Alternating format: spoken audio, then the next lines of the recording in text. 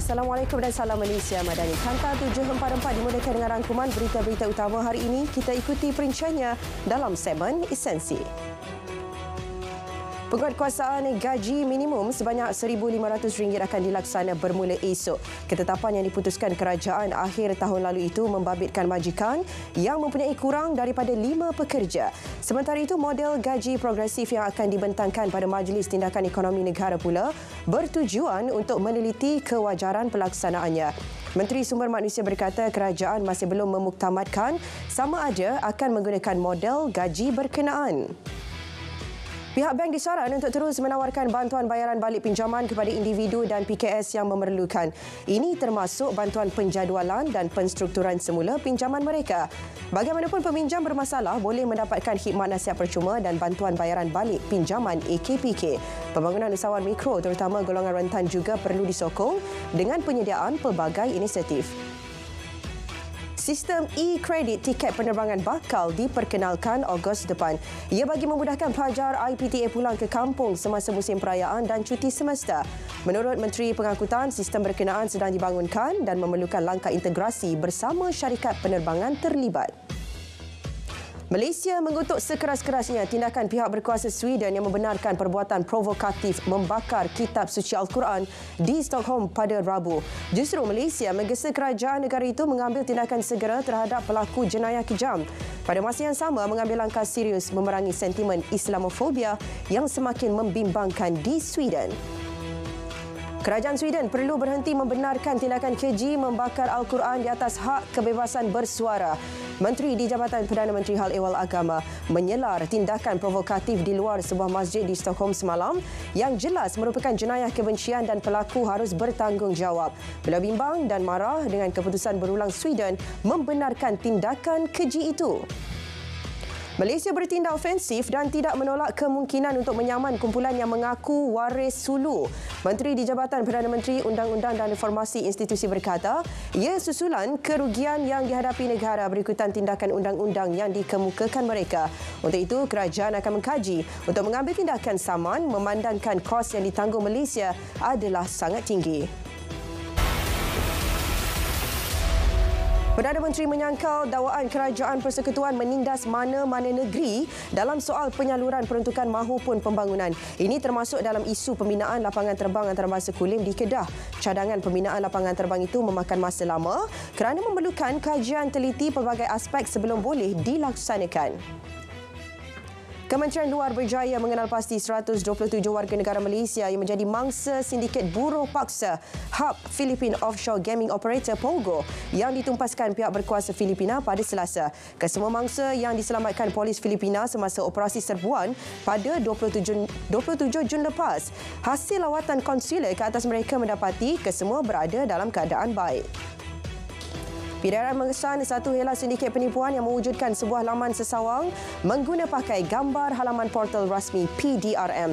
Halaman tersebut memaparkan notifikasi "Your browser has been locked" yang mendakwa pengguna telah melayari laman sesawang berunsur lucah, propaganda, keganasan dan lain-lain. Pengguna seterusnya diminta membayar sejumlah wang secara dalam talian atau kandungan di dalam peranti yang digunakan akan musnah jika gagal membuat pembayaran bersama ugutan bahawa sepasukan polis akan datang membuat tangkapan. Seorang remaja dihadapkan ke Mahkamah Magistrate Ipoh atas tuduhan membunuh teman wanitanya Sabtu lalu. Bagaimanapun, tiada pengakuan direkodkan tertuduh Saini Irwandi Sofian Sani, 23 tahun, yang mengangguk faham sejurus pertuduhan terhadapnya dibacakan di hadapan magistrate. Pengikut pertuduhan, dia didakwa melakukan perbuatan membunuh Syahwani Abdullah, 24 tahun, pada 24 Jun lalu. Mahkamah menetapkan sebutan semula kes pada 30 Ogos depan. Seorang lelaki warga Nepal mati lemas selepas terjatuh ke dalam tasik di kawasan golf Jalan Kampung Maju Jaya, Kempas Lama, Johor Bahru semalam. Ketua Balai Bomba dan Penyelamat Tebrau berkata ketika kejadian, mangsa 27 tahun sedang mengutip bola golf. Bagaimanapun, mangsa terjatuh ke dalam tasik dan tidak dapat menyelamatkan diri. Mangsa ditemui pada jarak 10 kaki dari lokasi terakhir dia dilaporkan terjatuh. Seorang lelaki berusia lingkungan 40-an dikhawatiri lemas di kawasan Lombong dekat Jalan Pintasan Teluk Intan. Penolong pengarah bahagian operasi Jabatan Bomba dan Penyelamat JPBM Perak berkata pihaknya menerima panggilan berhubung kejadian pada pukul 1.33 minit tengah hari. Menurut saksi kejadian, mangsa ketika itu sedang melakukan aktiviti menjala ikan sebelum turun ke dalam lombong berkenaan dan dipercayai lemas. Jabatan Imigresen telah mengambil tindakan serta-merta memulakan siasatan ke atas insiden di KLIA yang didakwa melibatkan seorang menteri semalam. Siasatan akan dijalankan secara menyeluruh merangkumi semua aspek berkaitan. Orang ramai diingatkan agar memberi ruang untuk siasatan dijalankan dengan telus dan tidak membuat spekulasi atau provokasi yang boleh mengganggu siasatan. Lembaga Kemajuan Tanah Negeri Sabah LKTNS melancarkan pelan anti rasuah bagi memantapkan lagi tadbir urus, integriti dan anti rasuah di agensi tersebut. Pelan tersebut dibangunkan secara kolektif dalam kalangan kaki tangannya. 40 risiko dikenal pasti dan 68 inisiatif perlu diambil tindakan dalam 5 bidang keutamaan iaitu pentadbiran dan sumber manusia, perolehan, kewangan, tadbir urus dan operasi. Rapid Bus dengan kerjasama DBKL akan melaksanakan projek percubaan lorong bas bermula dari persimpangan Jalan Ru sehingga ke persimpangan Jalan Tun Razak, Jalan Ampang bermula 3 Julai. Lorong itu melibatkan 34 buah bas dari 2 laluan iaitu laluan 300 dari Pandan Indah hingga Lebuh Ampang dan laluan 303 membabitkan laluan dari Taman Mulia Jaya hingga Lebuh Ampang. Beroperasi dari Isnin hingga Jumaat dari pukul 6 pagi hingga 9 pagi. Lorong tersebut dijangka memberi manfaat kepada komuniti sekitar koridor Jalan Ampang. Kementerian Pertahanan komited memperkasa dan meningkatkan taraf sosioekonomi veteran tentera. Justru Kementerian Pertahanan melalui Jabatan Hal Ehwal Veteran JHEV terus memperkukuh kebajikan pesara dengan mengadakan program turun padang. Ini termasuk memastikan setiap veteran yang berdaftar dengan JHEV mempunyai sumber kewangan kedua khususnya dalam bidang keusahawanan. Seekor unta, 17 ekor lembu termasuk seekor lembu sador dan 5 ekor kambing menjadi pilihan korban anak karya Kampung Melayu Air Hitam. Sambutan Aidiladha meriah dengan kehadiran segenap lapisan masyarakat. Turut mengambil bahagian kehadiran anggota polis menerusi program kepolisan komuniti yang diketuai Ketua Polis Daerah Timur Laut. 25 warga Singapura memilih untuk meraihkan Hari Raya Aidiladha di Terengganu menerusi program Ibadah Korban Komuniti. Ia turut disertai 80 pelajar dari luar negara dari UMT dan UNIZA. Program merupakan anjuran homestay Teluk Ketapang dengan kerjasama 200 anggota Batalion ke-18 Regimen Askar Melayu Diraja para Kamp Sri Pantai Teluk Ketapang. Sebanyak 10 ekor lembu dan 24 ekor kambing ditumbangkan bagi tujuan tersebut. Sukan tempur yang kini diklasifikasikan sebagai aktiviti sukan dan bukan lagi badan beruniform dijangka melahirkan lebih ramai atlet di peringkat antarabangsa. Menteri Belia dan Sukan berkata, menerusi penyelarasan bersama Kementerian Pendidikan dan Kementerian Pendidikan Tinggi, ia membantu melahirkan lebih ramai atlet. Di bawah Akta 576, sukan tempur seperti silat, wushu, karate dikategorikan sebagai sukan, namun sebaliknya berlaku di peringkat sekolah apabila dikategorikan sebagai badan beruniform. Sesi Dialog Perdana Menteri bersama Wakil Sektor Perbankan Rabu lepas merupakan sebahagian usaha berterusan kerajaan untuk mendapatkan pandangan berkaitan ekonomi negara. Kementerian Kewangan memaklumkan perbincangan turut menyentuh dasar-dasar bagi memastikan industri kewangan di Malaysia kekal relevan dan inklusif dalam menyokong pertumbuhan ekonomi yang mampan. Cadangan untuk meletakkan aktiviti perdagangan karbon di bawah Kementerian Perdagangan dan Komoditi masih dalam perbincangan. Timbalan Perdana Menteri berkata, buat masa ini, segala isu berkaitan dengan karbon berada di bawah bidang kuasa Kementerian Sumber Asli, Alam Sekitar dan Perubahan Iklim. Langkah berkenaan juga selari dengan ketetapan yang diputuskan PBB bahawa karbon adalah satu komoditi. Amanah Saham Nasional Berhad ASNB mengisytiharkan pengagihan pendapatan RM368.15 juta untuk dana harga tetap iaitu ASB 3 didik bagi tahun kewangan berakhir 30 Jun.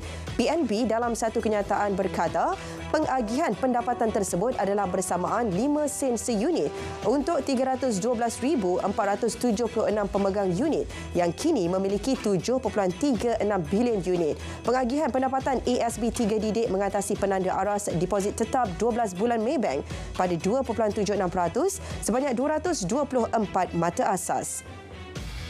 Bank Islam Malaysia berhad terus memperkukuh infrastruktur digital dan teknologi bagi meningkatkan keupayaannya sebagai peneraju perbankan Islam. Selain penggunaan otomasi, bank turut memanfaatkan kemudahan saluran digital, analisis data dan keselamatan cyber.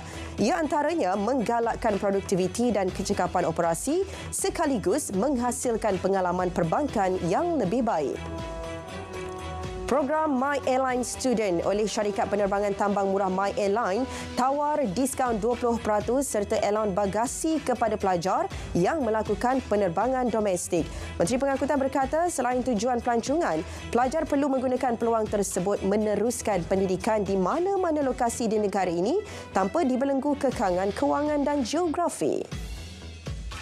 Malaysia menerima kedatangan 4.5 juta pelancong antarabangsa bagi suku pertama tahun ini. Kebanyakannya dari negara serantau meliputi Singapura, Indonesia dan Thailand. Presiden Mita berkata pencapaian suku pertama dilihat sebagai prestasi yang baik dan membantu mencapai sasaran keseluruhan tahun ini.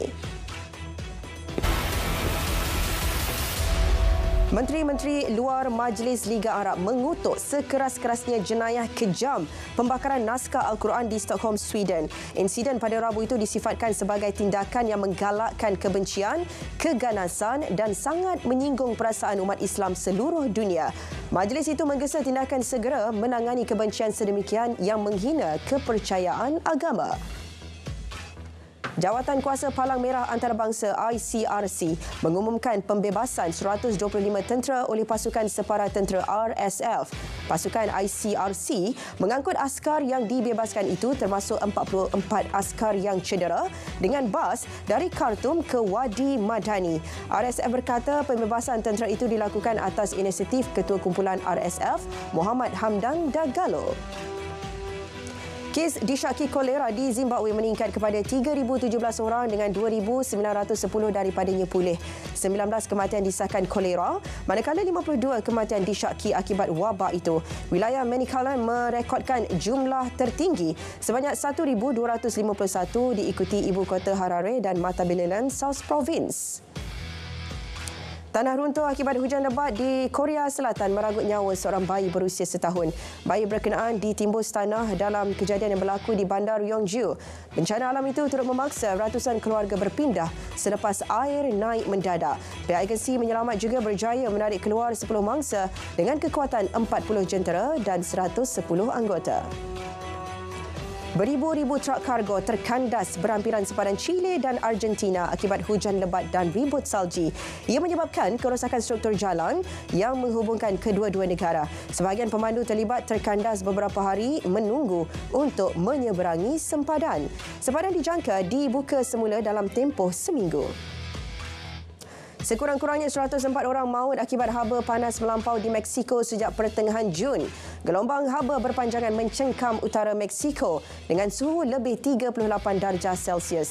Pihak berkuasa tempatan menyediakan pasukan paramedik dan mengerahkan 16 stesen bantuan di Gurun Marfa, Texas supaya membantu pendatang yang masuk ke Amerika Syarikat. Jerebu asap akibat kebakaran hutan Kanada menyelubungi monumen ikonik Washington DC untuk kali kedua bulan ini. Amaran kualiti udara di Washington berada pada tahap zon merah. Orang ramai mula had aktiviti luar, namun pelancong dilaporkan masih keluar dan berada di sekitar bandar. Amaran kualiti udara berkuat kuasa sehingga tengah malam untuk sebahagian besar kawasan di Amerika Syarikat. Rusia dan China melabur dalam pengekstrakan litium di Bolivia. Kedua-dua negara akan membelanjakan kira-kira $1.4 bilion Amerika untuk membina 2 kilang litium di Potosi. Litium merupakan komponen penting susulan pengeluaran kereta elektrik yang berkembang pesat meningkatkan permintaan untuk bateri. Ia sekaligus mencetuskan perlumbaan global untuk pengeluaran litium. Tabung Kewangan Antarabangsa IMF meluluskan satu lagi dana tunai kepada Ukraine. Semakan awal program bantuan berjumlah 15.6 bilion dolar Amerika telah selesai dan membolehkan Ukraine mendapat akses segera kepada kira-kira 890 juta dolar lagi. Program pinjaman kemudahan dana lanjutan itu diluluskan pada Mac dan merupakan sebahagian daripada pakej sokongan sebanyak 115 bilion dolar untuk Ukraine. Kanta 744 berakhir di sini. Menyusul selepas ini berita perdana bersama Azamuddin Husin dan Syuaida Arifin untuk paparan lebih komprehensif. Malaysia Madani, tekad perpaduan, penuhi harapan.